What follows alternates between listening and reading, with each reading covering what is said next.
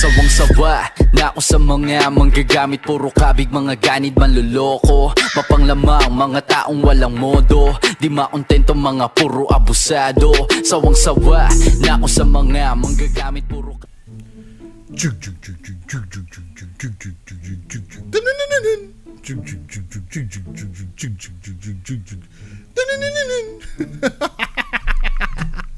Anyway, moving on. Iba naman tayo ng subject natin ng re-reakan, ano. Ang re-reakan natin ngayon, si Real Ghost TV. Real Ghost V. Ako, sa akin, ang ano ko dito, ang basa ko dito, Real Ghost V eh. Real Ghost V naman talaga to, di ba? Hindi siya Real Ghost TV. Pwede Real Ghost TV. Kasi anong basa nyo dito? Real Ghost V to, di ba? Ghost V. Real Ghost V. Hindi siya Real Ghost TV. Anyway, kasi naman ito si Real Ghost TV. Hindi mo hiniwala yung yung TV. Dapat Real Ghost, may T, tapos TV. Duda ko typo to.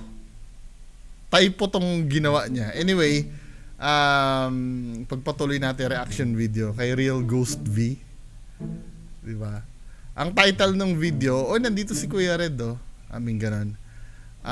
Nagpakita sa amin ang isang kaluluwa ng may-ari ng bahay, ang pangit ng muka. So, kaluluwa na pangit ang muka, I-play natin to, mga men. Yung niya, hindi niya, namaga talaga yung niya sa time na yon. Nilagyan pa nga ng yung mga dahon. Para lang after 1.5 to... Ano yung sinasabi ni Kuya Red? Yan mga idol, no? So ito na Yung intro pa. Mamamangha kayo dito sa bahay na to kasi ito si Real Ghost V. Pag nagsasalita to, hindi mo alam kung natatawa siya or Di ba? May vibe siya ng pagkakomedyante, napaka-creepy at ang daming elemento. So ngayon kasama ko ngayon si Kuya Red Adventure, yan. Yan mga idol, no? So ito na naman po ang yung lingkod, si Kuya Red. Yan, so galing kami dito ni Donsky. Kaya lang napansin namin na si Donsky tinulak kasi yun. Tapos yung niya, hindi niya namaga talaga yung niya sa time na yon. Nilagyan pa nga ng yung mga dahon. Para lang after 1.5 2 days tsaka pa daw siya nakakalakad ng maayos. Alam mo, minsan simula nung napanood ko yung video ni Kuya Red na yung damit na nakahanger, yung lumilipad, medyo nabawasan ako ng paniniwala kay Kuya Red. Hindi, kasi ito si Kuya Red, di ba? Nai-interview to sa radio eh. Napanood ko yung bagamat hindi ko naman talaga pinanood, pero nadaanan ko, meron silang interview sa radio station ba yon? Kasi ang niya doon, ang niya doon sa baba, parang paranormal expert ba yun nakalagay doon sa baba. Pakikorek ako paranormal expert yata yung nabasa ko eh. Tapos biglang napanood ko yung damit na lumulutang. Nareakan ko yun eh, i-search niyo sa video nyo. Yung damit na lumulutang na nakahanger. Men, 'di ba? Ako, yes, pwede natin sabihin na kasi wala naman tayong patunay na yun ay damit nga na nakahanger, pero mukha siyang damit na nakahanger eh. Tsaka ang tagal-tagal niyang nakikita, men eh, 'di ba? Ako, para sa akin, 'di ba, ang nagiging rant video to kay Kuya Red, ako sa akin kasi, since nakikita mo yan, yung lumulutang na damit na yan, dapat ang gagawin mo, nakatutok yung camera mo. Kasi yan eh, parang breakthrough yan sa science eh. Yun na yung kauna-unahang pagkakataon na mapuprove mo talaga na totoo ang multo. Hindi lang, baka magkaroon ka ng Nobel Prize, dyan eh. Nobel Prize Award dyan eh, sa gagawin mo. 'Di ba? Yung nakikita mo lumulutang yung para sa akin, dapat ang magandang ginawa ni Kuya Red, nilapitan niya habang nakatutok yung camera. 'Di ba? Para makita natin yung nature talaga ng multo. Hindi habang kinukuha ni Kuya Red, nagdadahilan na siya na pag nilapitan mawawala 'yan, 'di ba? Para sa akin, di sana ipakita mo sa amin na mawala siya pag nilapitan. 'Di ba? wala kaming pakialam kung mawawala. Basta importante, nag-attempt kang lapitan. Pag nawala siya, 'di ba? Doon kami ma-amaze. Hindi, naintindihan nyo sana, ano, wag sasamaan loob sa akin ni Kuya Red. Kasi Kuya Red, skeptic po kasi ako eh. 'Di ba? At marami ako nakikitang red flag doon sa video nyo, 'di ba? Hindi ko naman sinasabing hindi totoo ang multo. Actually, isa ako sa mga believer talaga na ano na totoo talaga ang multo. Kaya lang syempre, 'di ba, yung kabulshitan ng video natin minsan, 'di ba? Parang hindi ma-ignore ng utak ko eh. I mean, hindi talaga nire-reject talaga siya eh. Kahit sa ang anggulo, kasi may mga bagay akong napapanood na pwede kong lokohin ng utak ko na yun ay totoong multo. 'Di ba? Pwede kahit may scientific explanation, pero yung lumulutang na lumulutang na damit. Nakita niyo na ba 'yon? Yung lumulutang na damit ni Kuya Red na nakahanger. I-search niyo lang Parang hindi talaga kahit nalukuhin ko yung sarili ko, nire-reject na sabi ng utak ko, pagka pinipilit kong lunukin, di ba? Anyway, pagpatuloy, kay Real Ghost TV na nagrarakbat kay Kuya Red na. Tapos mga idol, meron sigbin dyan.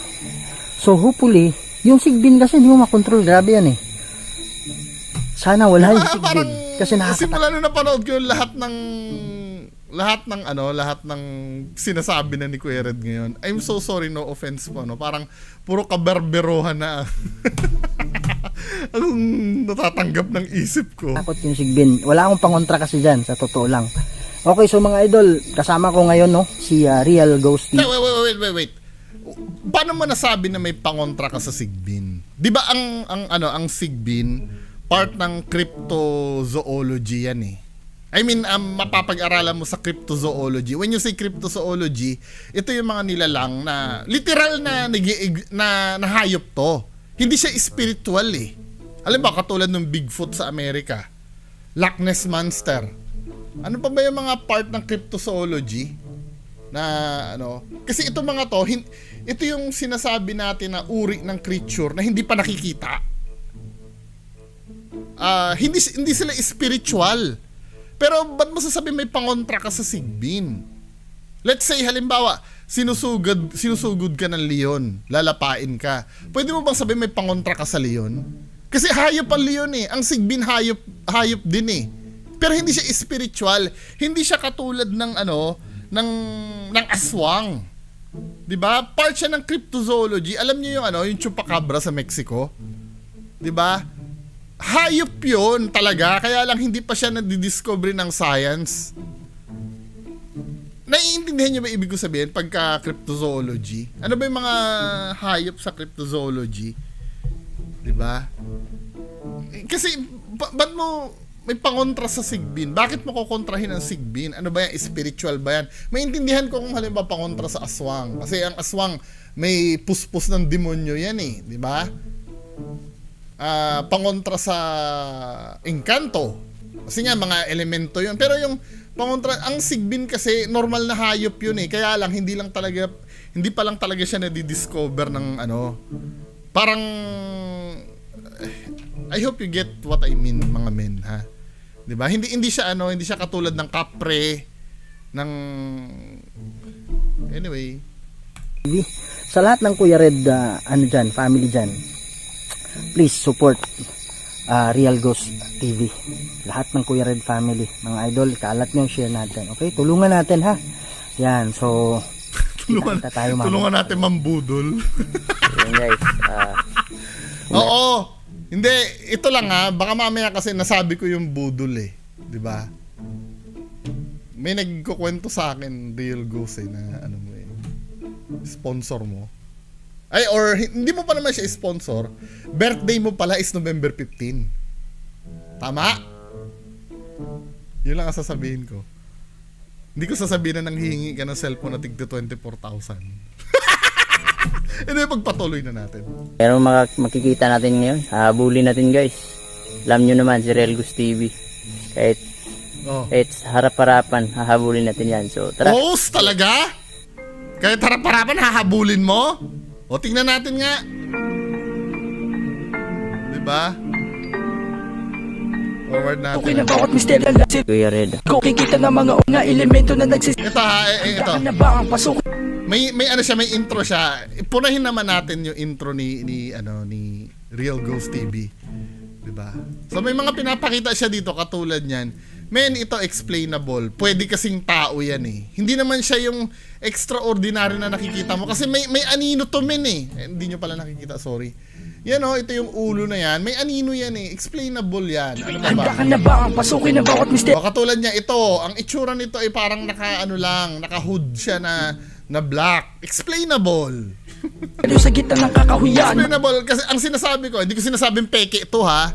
Pero ano to eh, pwede mo i-replicate yan eh. Yung mga ganyang bagay eh. mga elemento na nagsisigala kung minsan naman ay nagpaparamdam mga O, katulad niya, ito, pwedeng may wig yan na nilagay nyo. nilalang na Explainable. mga ordinaryo mata sa gabi. Halika't samahan natin to kasi na misteryo kasama si Real Ghost TV. So guys, yan. Si Kuya Red. Real Ghost V, hindi siya Kuya Real Red, Ghost yan, TV. guys. So yan o. Kumunta talaga yung merong kubo-kubo dyan. Tingnan natin, doon na tayo sa mismong Yan. action na eksena. Kuya Red, alam mo, mas baba. Sa baba sila. Ayan o. Ayun. Wow! Basic study. Trademark ni Kuya Red yan, Yung mga demonyo, pag nagparamdam yan, bata. Bata, nagpapak. Ito, ang gusto ko kay Kuya Red, para, dahil siya convincing, di ba? Based on study, mga ganyan, di ba? Pero fake naman. Sorry, Kuya Red, Study ba? Yung mga demonyo, pag nagparamdam yan, bata. Bata, nagpapakita silang bata. Hindi, totoo yun. Totoo naman yun. Documented yun. Pero yung nag-aano sa kanila, di ba? Parang fake to men eh. Di ba? Let's face the truth. Kasi yung mga video nyo, parang ito nga yung puna ko nung kinumpara ko yung video ni AlphaGo 01 tsaka ni Kuya Red, di ba? Unang panood mo pa lang doon sa video nila Kuya Red, mabubulshitan ka na kagad. Kasi nga, hitik na hitik kagad sa multo. Once na i-play mo, parang, alam mo yun, sa sobrang isang barangay na multo agad yung makukuha sa video niya. Na para sa akin, napaka naman nun, napaka too good to be true naman nun. Hindi, I'm not saying na fake, ano? Pero yung mga professional ghost hunter halos umetbak ng bato na para may marinig lang na kaluskos o footstep man lang or na boses man lang na ganon. Pero itong mga to, ang dali-dali nilang hindi, ano ba yan? Talagang talent ba talaga yan? Or may katangian ba talaga ang tao na ganyan na nalapitin sila sa ganyan? Na pag sila yung nag-iimbestiga, jump pack yung yung video nila. 'Di ba? Minsan mapapaisip kami ganun ba talaga? Or bakit hindi mo gawin ng live yan? Halimbawa, ganun talaga si Kuya Red ay makapangyarihan na talagang every time na nag-i-investigate siya ay madaming multo na lumalapit sa kanya. 'Di ba? Wala naman tayong scientific basis doon. Pero for the sake of discussion, tatanggapin ko na 'yon. Na ganun talaga si Kuya Red. May katangian siya. Bakit hindi ka mag-live? Pag mag-iimbestiga ka. Pag nagte-teleport yung mga white lady na binibidyohan mo, bakit hindi mo i-live? Bakit kailangan uploaded video? 'Di ba? Siguro pagka halimbawa na videohan ni Kuya Red ng live 'yon, na nagte-teleport yung mga white lady, isa na ako sa believer ni Kuya Red. Sinusumpa ako. 'Di ba? Pero titingnan ko pa rin kung may explanation. Kung wala talaga, live siya live. Katulad nung ginagawa, ito for the very very very very very very very first time sa buhay ko na nagre-react ako bilang react na mga ghost hunter. Isa lang talaga ang kino-considered ko legit, si Ma'am Diwata at yung video ni Ma'am Diwata. 'Di ba? Na ang tinutukoy ko si Ma'am Diwata, syempre si Ma'am Diwata itself, 'di ba? Pwede kasing halimbawa, di ko naman sinasabing peke sila. Pwede at some point mameke sila. Pero yung video na pinareakan nila sa akin, ako para sa akin no doubt pwede kung mabibigyan niyo ng explanation. Pero ako hindi ako maka-come up ng explanation dun eh. Yung may biglang tumakbo, naalala niyo 'yon? I-search niyo yung video ko nangyari kay Ma'am Diwata at hiwagang Ma'am Diwata ng Hiwaga at Karunungan.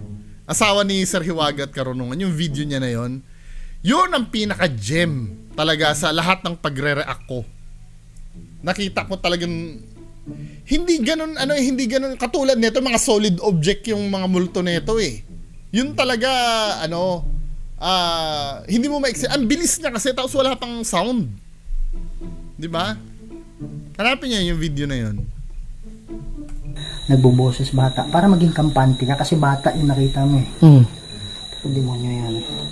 Kung walang protection prayer pare, pumasok na sa anib na yan.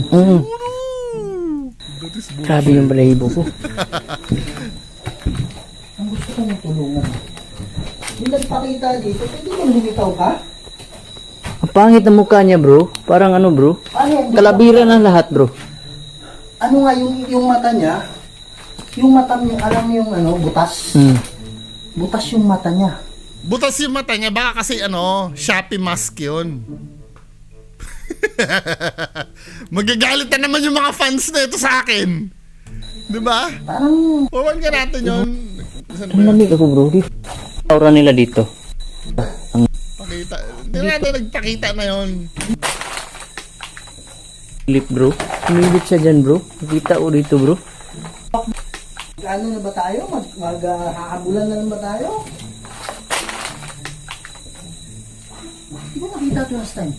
Ito maybe sa video ni Real Ghost TV. May halimbawa may pinapanood ako diyan may mga gumagalaw na upuan, may gumagalaw na mga kung ano-anong object, 'di ba? Na hindi ko mahanapan ng explanation. 'Di ba? Yes, unexplainable. Kasi may video siyang gano'n, yung nasa bahay, tapos nagsasara bigla. Then to be fair naman sa kanya, sinusugod naman talaga niya. 'Di ba? Tapos wala makita. I can't explain it, pero hindi ako naniniwala agad-agad. Pero hindi ko ma-explain yon. Pero halimbawa, ginagawa nila dito, biglang may nakita akong mali na isa.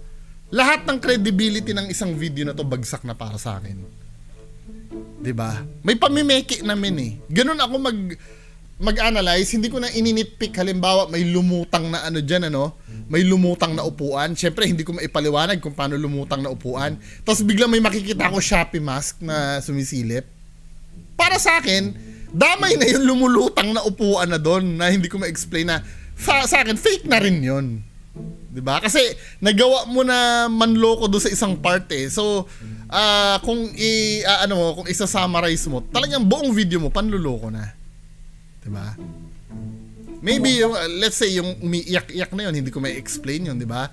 Alam ka naman magsama sila ng bata diyan. 'Di ba? Pero who knows? Bro, sa labas bro. Diba? Mas umilip, bro. Umilip siya dyan, bro. Nakita ko dito, bro. Ano lang? Oo. Inoff ko yung, flashlight.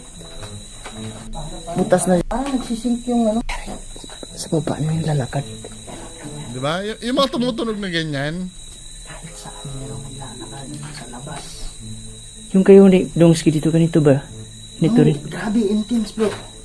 Ano pa, may nagsarapan ito. Grabe. Tutukan tayo sa labas, Gusto yan sila maglaro, bro. Hindi kasi sila makala. Gusto ko na makita yung nyo.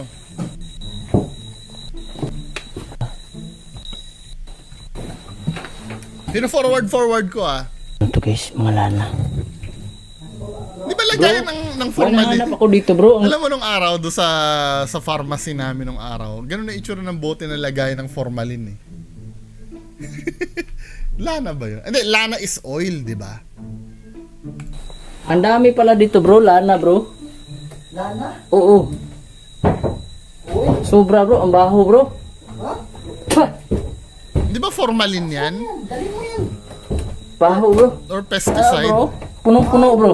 Ha? Puno. Tan? Forward na natin, nonsense yan Puno-puno, bro. Oh, may laman talaga, bro. May ritual yan, may yan. Bro, may laman dito, bro.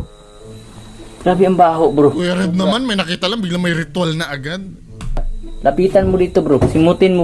Alam mo, napapansin ko sa mga paranormal, sa mga ghost hunter na nire-react ako madalas. Parang tuwing na lang may nakikita, lagi na lang may meaning sa kanila. Sa totoo lang, hindi ba pwedeng yan ay random lang na naipatong dyan? Bakit may ritual na ba agad? Purkit nalagay dyan? I mean, 'Di ba? Wala na ba tayong ibang explanation na pwede ibigay diyan na yan ay pesticide lang na naiwan diyan ng dating may-ari ng bahay or formalin yan na nandiyan na, 'di ba? Hindi agad parang kasi nangyayari sa atin biglang pag may nakita tayo may ritual yan. 'Di ba? Parang men, 'di ba? Lahat na lang ba sa iyo ay kababalaghan na lang lahat? Oh my God. Forward natin nga. Ano yan? May laman pa bro. Ayan oh. May laman yung... Hindi ko... Oo, 'di ba? Babad na kayo diyan. Tinatakot nila tayo bro. Ito. Binabangga. Bro. Talik dito bro. Saan ba yung nakita niyo bro? Ha? Eh, tali bro. Wow. Ay, nahirapan akong pumasok. Kailangan ko lang, malaki lang talaga. Ayun daw, oh, ayan. Tignan mo dito bro. Ang pangit ng muka bro. Wow, yun yung kanina. Ayan bro. Yan bro. Wow. Oo. Lalabas ako ha. O, diba? Si Kuya Red, inano yan. Kinagat ni Kuya Red yan. So, ibig sabihin, peke si Kuya Red. Ganon gumamit ng common sense. Ano mo ako dyan? Wow. Sige bro, tutukan ko dito yan. Wala bro.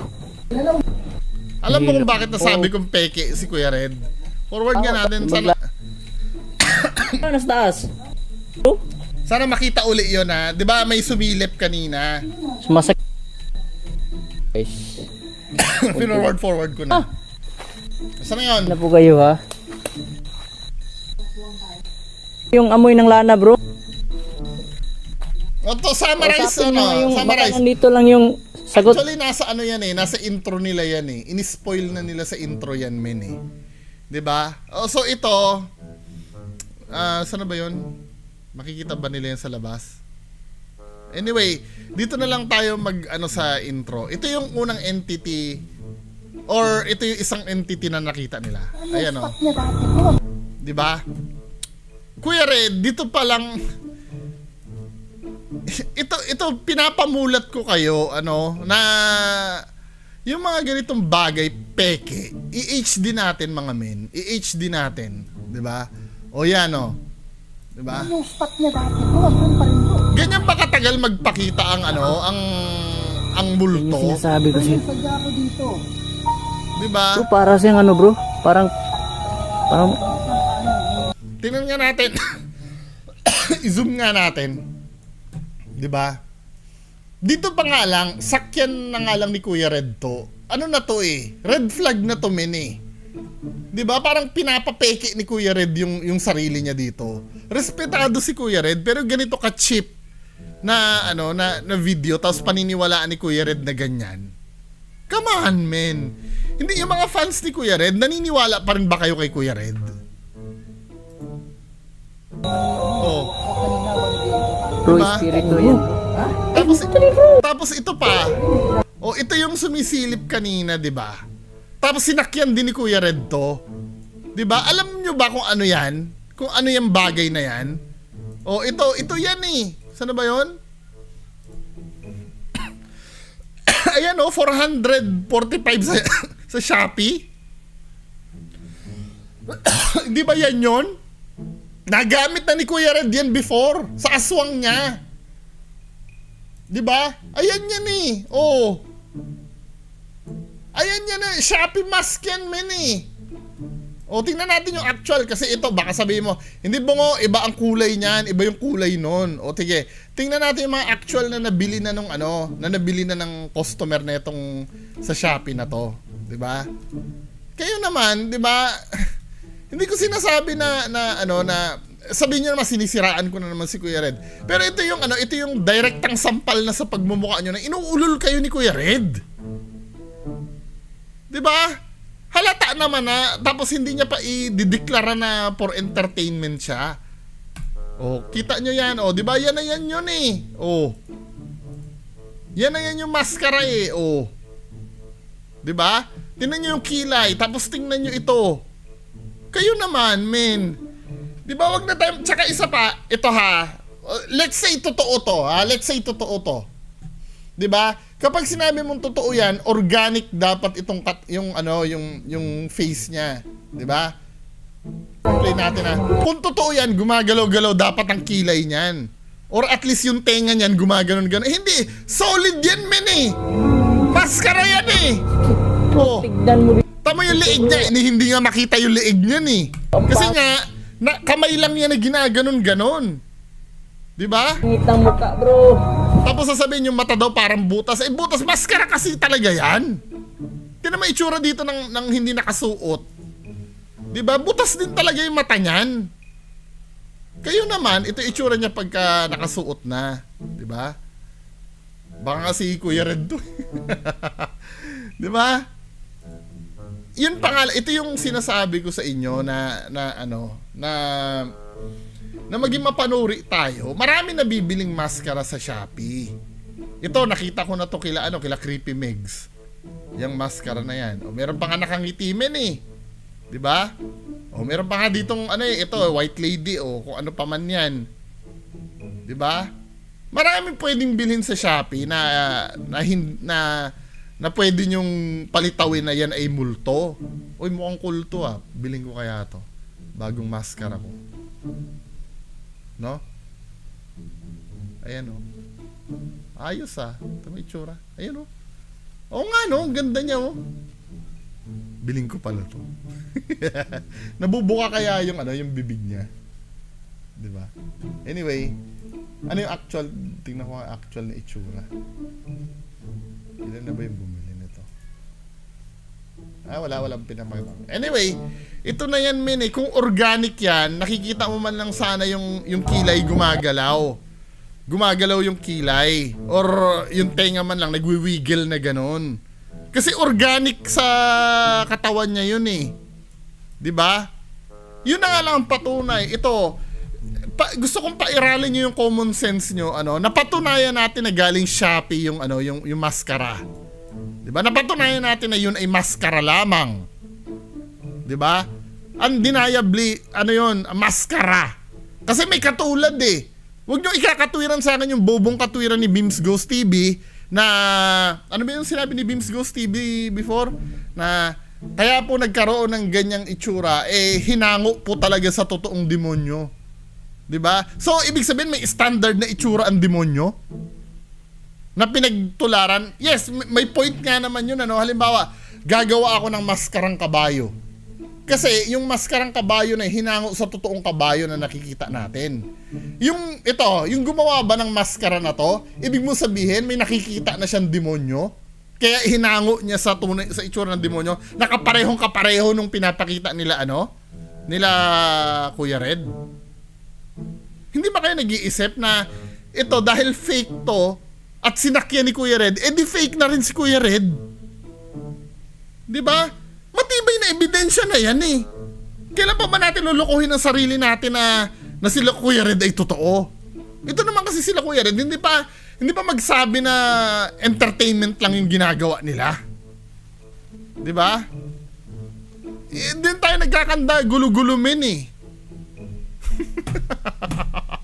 Laki ng problema ko sa buhay, no? Pero 'di ba? Tapos ang nangyari pagka nireakan ko, objective naman yung ginawa ko. 'Di ba? Nakita nyo naman, nakaparehas nung maskara sa Shopee, tapos aawayin nyo ako. Sasabihin nyo, naninira ako. Paano naninira yun? Objective nga na nakita natin, nakamukhang kamukha nung sa Shopee. 'Di ba ako pwedeng gumawa ng conclusion doon? Na dahil nakikita ko sa Shopee yung maskara, ibig sabihin peke. Oh. At kung peke yung demonyo nila, sinakyan ni Kuya Red, di peke din si Kuya Red. Diba? Anyway, bahala kayo anong tingin nyo dyan. Maraming salamat po. Diba? Bye-bye. Tama na mas marami ng mulat. Iba ba peking bako? Tama na ang pagbubuhat. Ilang beses mang patawarin